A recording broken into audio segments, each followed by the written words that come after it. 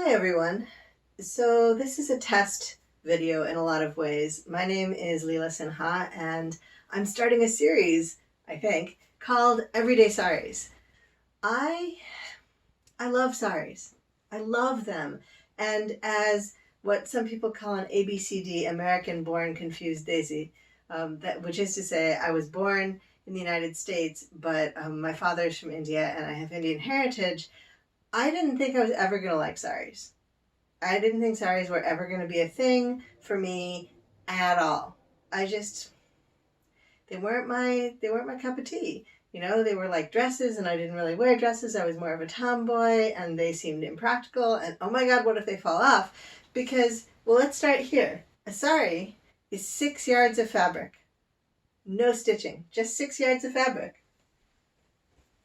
This is a sari. Some awesome things about saris. They pack up really small. This is a whole dress. This is a whole dress. You can wear stuff under them. You don't have to. You can wear complicated and fancy things under them. You can wear super simple things under them. If you live in a culture that doesn't like to see women's breasts and you identify or are identified by your culture as a woman, it's probably a good idea to wear some kind of shirt under them for most drapes, but not all drapes. Some drapes are really well designed even for contemporary sensibilities. So yeah, the way that you wear it is that you wrap it around your waist somehow and you fasten it somehow and then you do a bunch of stuff with the rest of it because 6 yards of fabric is 6 times 3, 18 feet of fabric. It's a lot of fabric. Most of my saris came from my dadi.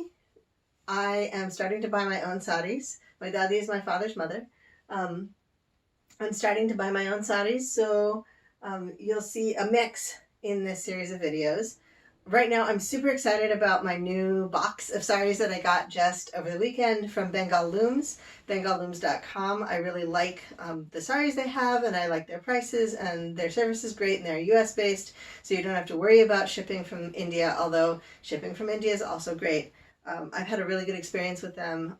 Some of my favorite saris come from them. They're not paying me to say this, just a little shout out. Anyway, so yeah, I'm starting to experiment. I'm part of a lot of groups online, and I'm really looking forward to sharing what it means to have an everyday sari. A lot of people in the diaspora, especially, think of saris as dressy wear, formal wear, things that you only wear when there's a special occasion, and then you need to get help from your aunties or your grandmother because you don't actually know how to wear it because you haven't been wearing it all the time. But not so long ago, my grandmother's generation and even my parents' generation, a lot of the women wore saris all the time. And if you go back another half a generation or so, men wore dhotis, which are basically pants saris. They're a little shorter and they're just the bottom half.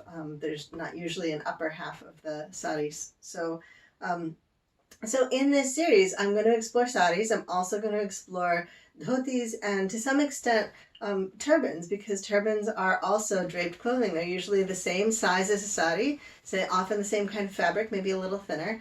And I'm just getting into investigating turbans, so they're going to come later. But for now, I want to show you how these garments are everyday garments, how you can do everything in them. There are videos of girls skateboarding in them.